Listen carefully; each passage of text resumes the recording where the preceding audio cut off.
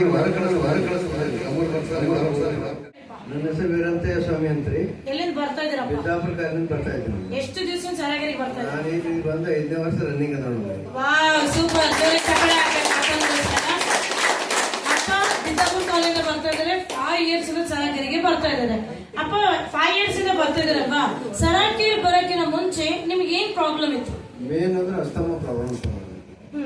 ಎಲ್ಲಿಗೆ ಹೋಗ್ಬೇಕಾದ್ರೆ ಕೈ ಕಾಲು ಕಡಿಮೆ ಉಬ್ಬುಸು ಬರ್ತಿದ್ರಿ. ಮನ್ಯಾಗ ಅಡಿಗೆ ಮಾಡೋಕೆ ನಾನು ಹೊರ ಕಳಿಸ್ತಿದ್ದೆ. ಕಮರ್ ಬರ್ತಾರೆ ಹೊರಗೆ ಹೋಗ್ಬಿಡ ಅಂತ ಹೇಳ್ತಿದ್ದಾರೆ. ಅದು ತ್ರಾಸ ಕೊಡ್ತೈತ್ರಿ. ಅವ್ರು ಬೇಗಂತ ಕಳಿಸ್ತಿದ್ರೆ ಅವ್ರು ತ್ರಾಸ ಕೊಡ್ತೈತ್ರಿ. ಅದು ಅದಕ್ಕಾಗಿ ಹೊರಗೆ ಹೋಗ್ಕೊಂಡು ಅಡಿಗೆ ಮಾಡಿದ್ರೆ ಮನೆಯಾಗ ಬರ್ತಿದ್ರಿ. ಈ ಕಮ್ಮರ್ ಎಣ್ಣೆ ಕಮ್ಮು ಅದು ಕಮ್ಮು ಡಾಕ್ಟರ್ ಸಾಹೇಬ್ ಹೇಳ್ತಿದ್ರಿ. ಬೇಕರಿ ನೋಡ್ಬಾರ್ದು ಅಂತ ಹೇಳ್ತೀವಿ. ಅದು ಏನು ಮಾಡಿದ್ರು ಗೋಲಿ ತೊಗೊಳಗೆ ಇಷ್ಟು ಕಮ್ಮಿ ಆಗ್ತೈತ್ರಿ. ಮತ್ತೆ ಗೋಲಿ ತುಂಬ ತಂಗಿ ಕಂಪನಿ ಕೈತಿತ್ತು. ಇಲ್ಲಿ ಬಂದಾಗ ನಿಮ್ದು ಒಂದು ಸ್ವಲ್ಪ ಸರಾಕಿರ ಪರಿಚಯ ಆಯ್ತ್ರಿ. ಇಲ್ಲಿ ಬಂದಾಗ ಅಷ್ಟು ನೋಡೋಣ ಅಂತ ಪ್ರಯತ್ನ ಅಂತ ಹೇಳಿ ಬಂದ್ರಿ.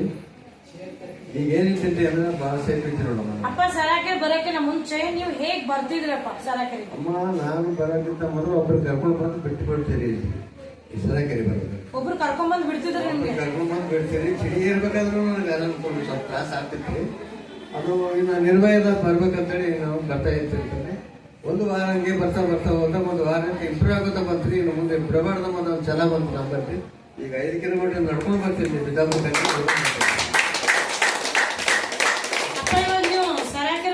ಮುಂಚೆ ನಡೆಯಕ್ಕೂ ಕಷ್ಟ ಆಗ್ತಿತ್ತು ಅಂತ ಹೇಳಿದ್ರೆ ಹೌದಾ? ನಿಮ್ ಜೊತೆಗೆ ಇನ್ನೊಬ್ರು ಕೂಡ ಬರ್ತಿದ್ರು ಅಂತ ಹೇಳಿದ್ರಿ ಹೌದಾ? ಸೊ ಹಾಗೆ ಟ್ಯಾಬ್ಲೆಟ್ ಕೂಡ ತಗೊಳ್ತೀನಿ ಅಂತ ಹೇಳಿದ್ರಿ. ಸೊ ಇವಾಗ ಟ್ಯಾಬ್ಲೆಟ್ ಮತ್ತೆ ಯಾರಾದ್ರೂ ಕರ್ಕೊಂಡ್ಬಂದು ಬಿಡ್ತಾರಲ್ಲ ಇವಾಗ? ಟ್ಯಾಬ್ಲೆಟ್ ಇಲ್ಲಮ್ಮ, ಅವ್ರ ಸಂಗಡ ಬರೋದು ಇಲ್ಲಮ್ಮ. ನಾನು ಸತ್ತವಾಗಿ ಬರ್ತೀನಿ.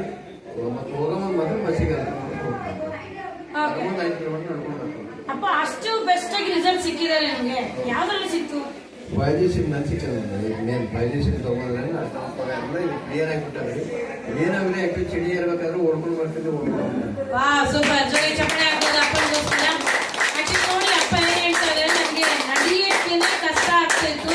ಸೊ ಆ ತರ ಒಂದು ಪ್ರಾಬ್ಲಮ್ ಇಂದ ನನಗೆ ಬಹಳ ಕಷ್ಟ ಆಗ್ತಾ ಇತ್ತು. ನಾನು ಡೈಲಿ ಟ್ಯಾಬ್ಲೆಟ್ ನ ತಗೊಳ್ತಾ ಇದ್ದೆ.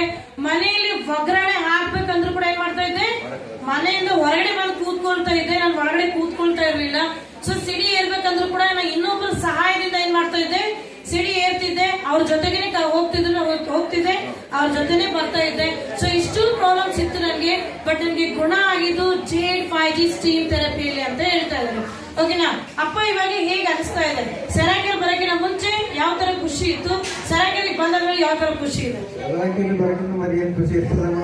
ತ್ರಾಸ ಇತ್ತು, ಅದಷ್ಟು ಕಷ್ಟ ಇತ್ತು. ಈಗ ಬಂದ್ಮೇಲೆ ಏನಾಗಿದೆ ಅಂದ್ರೆ, ನೀವು ಯಾರಾದ್ರೂ ಬಂದು ಯಾರು ಸರಾಕೆರೆ ಹೋಗೋಣ ಅಂದ್ರೆ ಅರ್ಧ ಭಾಳ ತ್ರಾಸ ಆಗ್ತದೆ ನನಗೆ. ಸರಾಕೆರೆ ಬಂದು ಏನು ಹೋಗ್ತೀನಲ್ರಿ, ಎಷ್ಟು ಸಂತೋಷ ಇದೆ. ಬಹಳಷ್ಟು ಸಂತೋಷ ನೋಡಿ ಅಪ್ಪ. ನಿಮಗೆ ಇಷ್ಟು ಬೆಸ್ಟ್ ಆಗಿ ರಿಸಲ್ಟ್ ಸಿಕ್ಕಿದೆ ಅಲ್ವಾ? ಸೊ ಈ ತರ ಟ್ಯಾಬ್ಲೆಟ್ ಮೇಲೆ ಡಿಪೆಂಡ್ ಆಗೋದು ತುಂಬಾ ಜನ ಇದ್ದಾರೆ. ಸೊ ಈ ತರ ಕಾಯಿಲೆಗಳಿಂದ ಕಷ್ಟಪಡೋದು ತುಂಬಾ ಜನ ಇದ್ದಾರೆ. ಅವ್ರಿಗೆಲ್ಲರೂ ಕೂಡ ಏನ್ ಹೇಳಕ್ ಇಷ್ಟಪಡ್ತೀನಿ? ಕಂಟಿನ್ಯೂ ಇಲ್ಲಿ ಸರಾಕೆರೆ ಬಂದು ನೀವು ಹೇಳೋದಷ್ಟು ಕೇಳ್ಕೊಂಡು ಹೋದ್ರೆ ಅವ್ರು ನಮ್ಮ ಸ್ಥಾನವೇ ಯಾವ ದೇವರು ಸಿಗೋದಿಲ್ಲ ಅಂತ ನನಗನ್ಸುತ್ತೆ. ಸೊ ನಿಮ್ಮಿಂದ ಭರವಸೆ ಕೊಡ್ತೀರಪ್ಪ? 100% ಭರವಸೆ ಕೊಡ್ತೀನಿ. ಓಕೆ, ಇಷ್ಟು ಒಳ್ಳೆ ವಿಷಯ ಹೇಳೋದಕ್ಕೋಸ್ಕರ ಅಪ್ಪನಿಗೆ ಜೋರಾಗಿ ಚಪ್ಪಾಳೆ ಹಾಕಿ ಥ್ಯಾಂಕ್ ಯು.